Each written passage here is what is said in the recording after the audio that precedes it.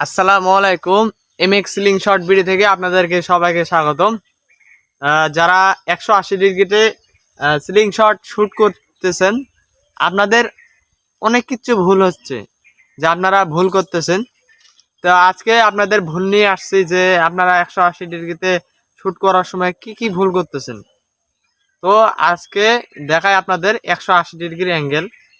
তো দেখেন, এটা হচ্ছে 180 ডিগ্রির অ্যাঙ্গেল, ঠিক আছে। আর এটা হচ্ছে 90 ডিগ্রি অ্যাঙ্গেল। আমি কি শিখাবো 180 ডিগ্রিতে? 180 ডিগ্রি হচ্ছে এইটা, ঠিক আছে। আর আমি সব থেকে টার্গেট পাইছি 10 মিটারের ভিতরে। আমি এইটা এইদিকে একটু বাড়াই নিছি, বাড়াই নেওয়ার ফলে আমার ঘুটিটা যেটা আহ, বাম দিকে যায়, সেই ঘুটিটা এইটা দিয়ে মারলে ইনশাল্লাহ লাগে।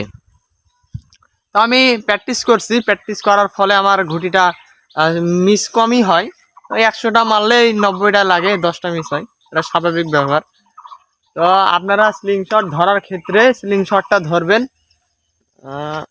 এইভাবে। 180 ডিগ্রিতে স্লিং শটটি থাকবে সোজা।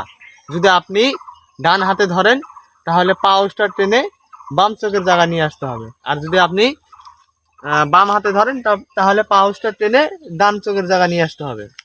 হ্যাঁ, আপনি প্র্যাকটিস করেন, 3-4 দিন 7 দিন প্র্যাকটিস করলে ইনশাল্লাহ শুটার হইতে পারবেন। আপনি দেখেন, আর এই এই আঙ্গুলের এই জায়গায় ধরবেন, ধরে আপনি টার্গেট অনুযায়ী লাগাবেন, ঠিক আছে।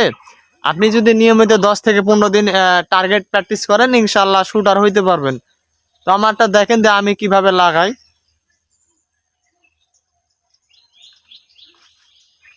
আমি ওইখানে একটা আপনাদের টার্গেট দেখানোর জন্য, তো দেখেন কত স্পিড হয়।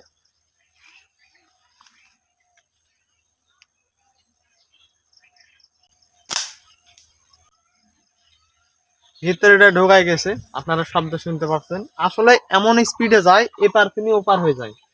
বোতল হলে একটু বুঝতে পারতেন যে কেমন শুট হচ্ছে।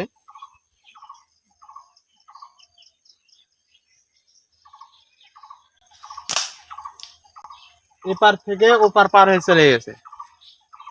তো যদি বোতল হতো, তাহলে আপনারা বুঝতে পারতেন যে কেমন শুট হচ্ছে।